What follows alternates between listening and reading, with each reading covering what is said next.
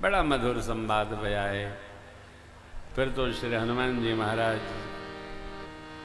अपनी सहजावस्था में पहले ही उपस्थित हुए थे। उन्होंने आग्रह किया, प्रभु नाथ शैल पर कपिपति रही, सो सुग्रीव दास तव दास।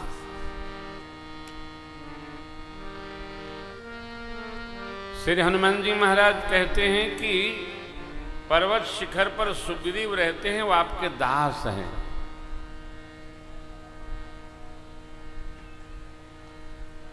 दास कोई कहने से नहीं बनता, दास होना पड़ता है।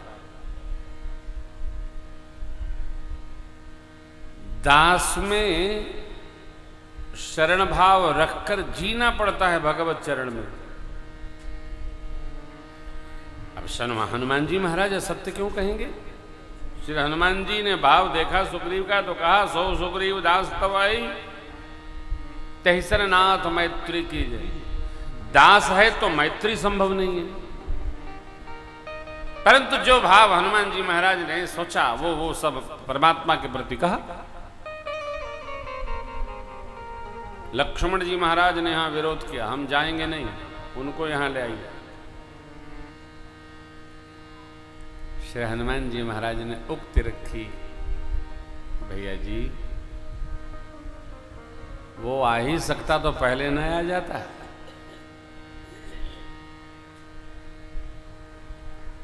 जीव का ये सहज स्वभाव है।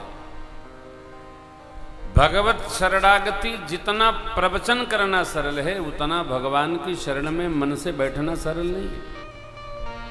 जीव के पुराकृत कर्म उसको भगवत शरणागति में उपस्थित नहीं होने देते, उसके हृदय का भय नहीं जाता है।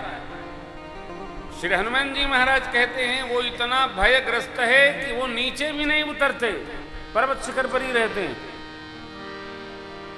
भाई से उनको भय है, इसलिए हे नाथ आप ही कृपा करें। लक्ष्मण जी बोले हम थक गए, हम वहां तक नहीं चल सकते। तो हनुमान जी महाराज ने कहा, आप दोनों हमारे कंधे पर बैठते हैं, हम ही ले चलते हैं। लक्ष्मण जी महाराज हंसने लगे।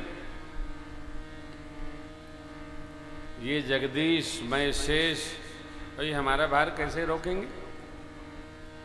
भार कोई नहीं रोकता। भगवान चाहे तो चींटी को भी पहाड़ पर चढ़ा देते और हाथी को भी धीरे से नीचे उतार देते।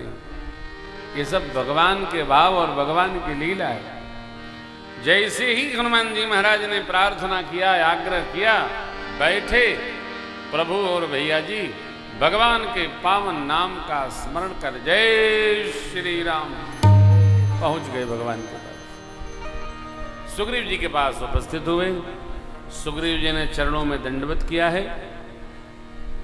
भगवान का सुग्रीव जी का बड़ा मधुर संवाद हुआ। अब जब हनुमान जी महाराज ने कहा था सो सुग्रीव दास, तो भाई भगवान ने नेत्रों में सुग्रीव जी को देखा, दास भाव का दर्शन नहीं हुआ। जब हनुमान जी महाराज ने दोनों पक्षों की कथा सुनाई, तब हनुमंत उभय दिशि की सब कथा पावक साखी दे कर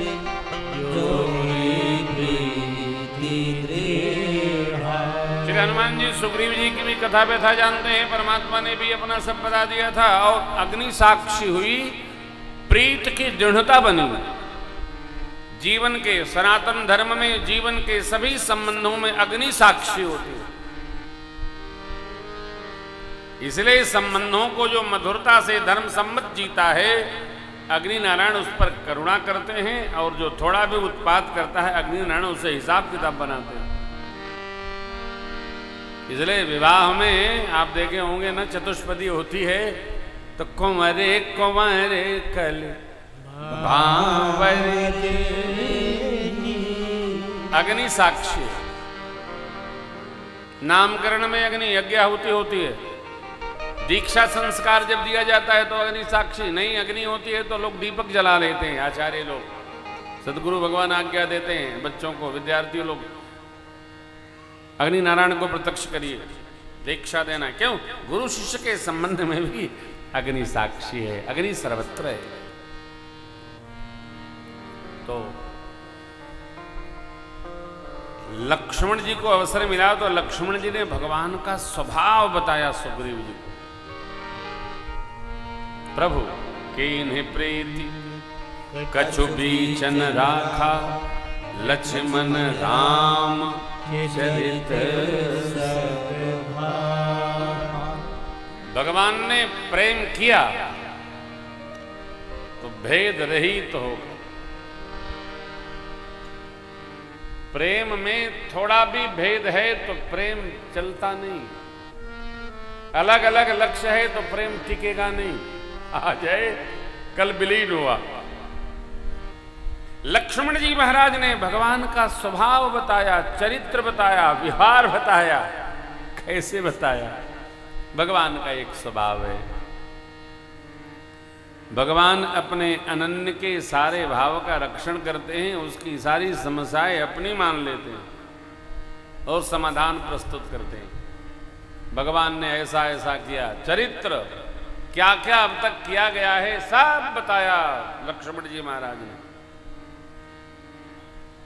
परंतु सुग्रीव तो घर से हटाए गए, भगाए गए। सुग्रीव को अपनी पड़ी थी। कई लोग होते हैं, आप लाख कथा सुनाओ, प्रवचन सुनाओ, लीला दर्शन कराओ, लेकिन उनका लक्ष्य अपना ही रहता है। अरे मेरे काम का क्या हुआ बताइए, सब तो हम रोज सुनते रहते हैं। अरे भाई तुम्हारे काम की भी चिंता होगी, पहले कथा तो सुन लो। नहीं नहीं, तो कथा तो तुमने तुझे बूढ़े हो गए। ध्यान वहीं रहता है। सुग्रीव जी का ध्यान वहीं है। सुग्रीव जी का ध्यान कहाँ है? सुग्रीव जी क्या चाहते हैं? इन सभी प्रसंगों को हम कल प्रातः काल 9 से 12 के क्रम में गान करेंगे।